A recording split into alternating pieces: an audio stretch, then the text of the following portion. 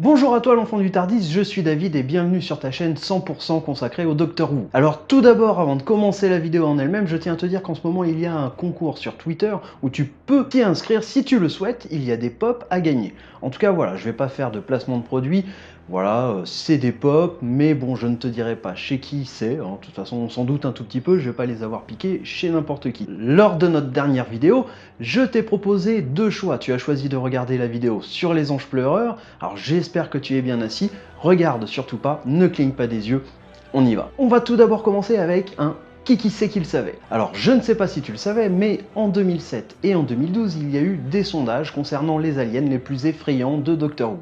Et bien évidemment, les anges pleureurs en font partie et sont même majoritaires puisqu'il y a eu 52% des votes pour eux. Je peux dire que c'est une grosse majorité, mais c'est vrai que en tout cas, les réponses qu'on m'a données, c'était vraiment tourné vers les anges. Vous ne les aimez pas, ils vous font peur. On peut vous comprendre, on va tout de suite savoir pourquoi. On y va. On va commencer avec un tout petit peu de biologie, le côté chiant bien entendu.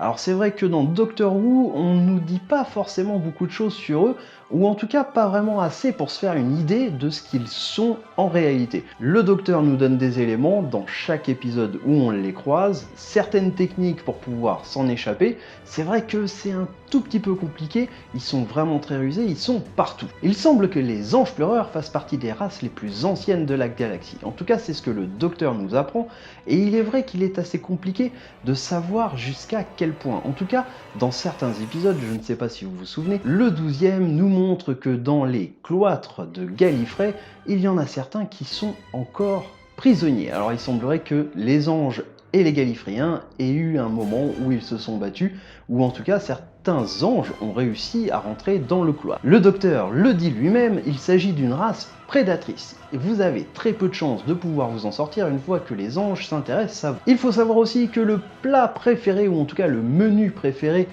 des anges pleureurs, c'est tout simplement vous. Ou en tout cas le temps qu'il vous reste à vivre, puisque c'est de cette énergie que les anges se nourrissent. C'est assez simple, lorsqu'ils vous attrapent, ils vous envoient dans un passé qu'ils contrôlent, dans une ferme, et tout simplement ils se nourrissent du temps qu'il vous restait à vivre jusqu'au jour de votre mort à votre époque. Donc en gros, vous représentez un McDonald's ou un kebab pour eux. D'ailleurs, il faut le savoir, les anges, grâce à ce régime un petit peu spécifique, sont quasiment immortels. Tout simplement, pourquoi quasiment? Puisque si vous avez regardé Doctor Who, ou en tout cas l'épisode qui s'appelle Le Labyrinthe des anges, vous verrez que certains anges sont là depuis très longtemps et qui commencent à perdre leur apparence d'anges pleureurs. Ils perdent leurs ailes, leur silhouette se dégrade. Alors je suppose que si ils attendaient encore beaucoup plus longtemps sans avoir d'énergie, ou en tout cas sans personne à bouffer, eh ben c'est vrai qu'ils pourraient se retrouver très rapidement en poussière. Donc je sais que certains se posent la question, puisque c'est vrai qu'on pourrait se la poser, les anges pleureurs ont-ils un cycle de reproduction? Alors je ne pense pas, puisque tout simplement ce sont des êtres d'énergie qui sont très anciens, et en même temps j'imagine très mal la situation de l'accouplement.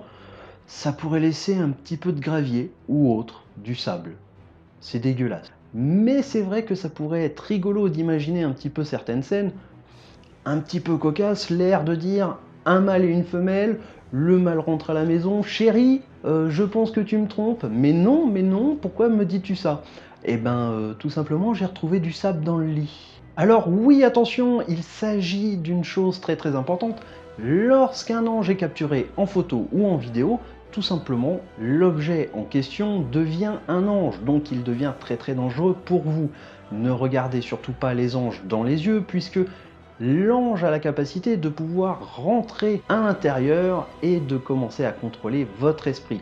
C'est ce qui s'est passé pour Amy. C'est pas forcément très agréable, alors je vous donne ce conseil-là, ne le quitte pas des yeux et ne les cligne pas non plus. Alors oui, comme je te le disais, les anges ont différentes tailles. On peut retrouver des anges de taille, on va dire, humaine, comme des enfants, des adultes, mais il est vrai aussi que les anges peuvent prendre l'apparence, ou en tout cas s'accaparer l'apparence, d'objets beaucoup plus grands, comme la Statue de la Liberté. Alors je vous dirais tout de même de ne pas commencer à paniquer, puisque les anges ne sont pas partout. Il est vrai qu'on le retrouve sur Gallifrey, qui est une planète sur laquelle ils ont dû aller pour piquer certaines informations, je suppose, puisqu'on les retrouve dans le cloître, c'est là où il y a la plus grande base de données de l'univers, ou en tout cas chez les Gallifréens. On les retrouve aussi dans notre civilisation, ou en tout cas sur Terre, sous forme de statues. Donc c'est vrai que, mis à part là, on les voit pas très souvent dans la série. Néanmoins, dans la série Doctor Who, on peut se dire qu'on les retrouve dans la saison 3, notamment dans l'épisode Les Anges Pleureurs, dans la saison 5 avec le labyrinthe des anges, dans la saison 6 dans le complexe divin, dans la saison 7 l'épisode Les anges prennent Manhattan. Nous les retrouvons aussi dans l'épisode L'heure du docteur, dans la saison 9 dans Hellbent. Mais attention, pas seulement, puisqu'effectivement dans la série Doctor Who on les trouve, mais aussi dans leur spin-off. Alors c'est vrai que là ça va être dans un spin-off que vous connaissez tous puisqu'on en a parlé il y a très peu de temps, la saison 2 a été annulée, il s'agit de Class.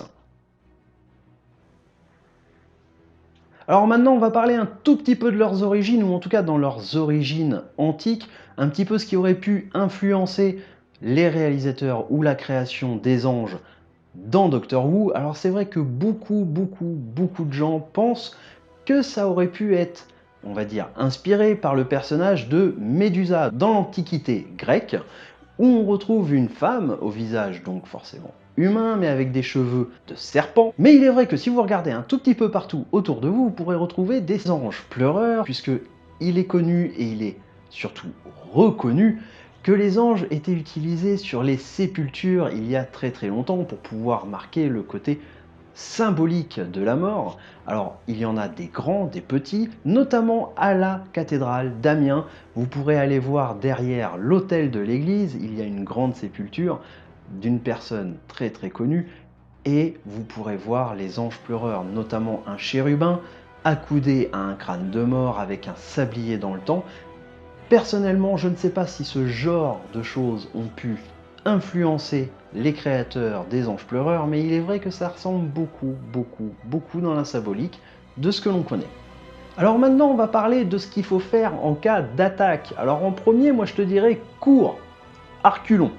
C'est vrai que c'est pas forcément pratique, tu risques de te casser la gueule, mais c'est quand même le meilleur moyen pour pouvoir les bloquer tout en te barrant. Mais le docteur nous a montré quelques façons de faire, et c'est vrai que c'est quand même pas mal. Alors la première technique, c'est vrai qu'en règle générale, tu ne les verras pas venir, donc fais tes prières, t'es déjà parti. Deuxième technique, lorsque l'ange voudra t'attaquer, regarde-le, fixe-le, chope un truc à terre et commence à le tabasser comme un gros radin. C'est vrai que c'est quand même quelque chose à faire en priorité puisqu'ils sont faits de pierre, ou en tout cas leur apparence est de pierre lorsqu'ils se figent. Donc profites-en, casse-leur la gueule. Et la troisième technique, comme Ten le dit, est la plus compliquée. C'est vrai que le but étant de les faire se regarder les uns les autres, puisque c'est le seul moyen de les verrouiller quantiquement, et ils ne bougeront plus, ils ne vous attaqueront plus, puisqu'ils se regardent, donc c'est fini pour leur gueule. Tant mieux, personnellement je crois que je préfère la 2. Alors voilà, attention, je ne dis pas qu'il n'y a que ça sur les anges, bien entendu, l'univers du docteur est très étendu. On a sûrement pu les retrouver dans des livres, dans des versions audio. J'en ai sûrement oublié aussi en termes d'épisodes, hein. Je ne suis pas infaillible, c'est une vidéo, je suis humain. Et donc c'est vrai que j'ai pu passer à côté de certaines choses, j'aurais pu sûrement appuyer sur des termes beaucoup plus techniques, comme je l'ai dit, hein, des verrous quantiques, le nom de l'énergie dont ils se nourrissent, mais il est vrai que cette vidéo n'est pas faite pour pouvoir, on va dire, vous abrutir et vous en donner envie de vous barrer. Donc, à l'heure actuelle, tout ce que je sais, ou en tout cas par rapport aux séries, je le dis bien, c'est ce que je viens de vous dire dans la vidéo, ou en tout cas j'ai essayé de le dire avec un tout petit peu d'humour. J'espère que vous avez aimé cette vidéo. Moi, je vous dis tout simplement, si vous voulez pouvoir voter pour le sujet de la prochaine fois, il suffit de le mettre dans les commentaires ou dans la fiche qu'il y a au-dessus sur l'écran. Notamment, la prochaine fois, vous aurez le choix entre celle-ci et celle-là. Donc voilà, surtout n'oublie pas le petit like, partage, abonne-toi si ce n'est pas encore fait. Bientôt on arrive au 100, j'espère qu'on les atteindra rapidement de façon à ce qu'on puisse débloquer un nouveau bonus, notamment un concours. Je pense que ce sera fait très vite, hein, c'est aucun problème. Surtout, n'oublie pas, je vais à la Paris Manga Sci-Fi Show. Si tu me trouves le premier, je t'offre un cadeau Doctor Who, ou en tout cas, on passera un bon moment ensemble. Moi, je te dis à très bientôt. Allez, ciao!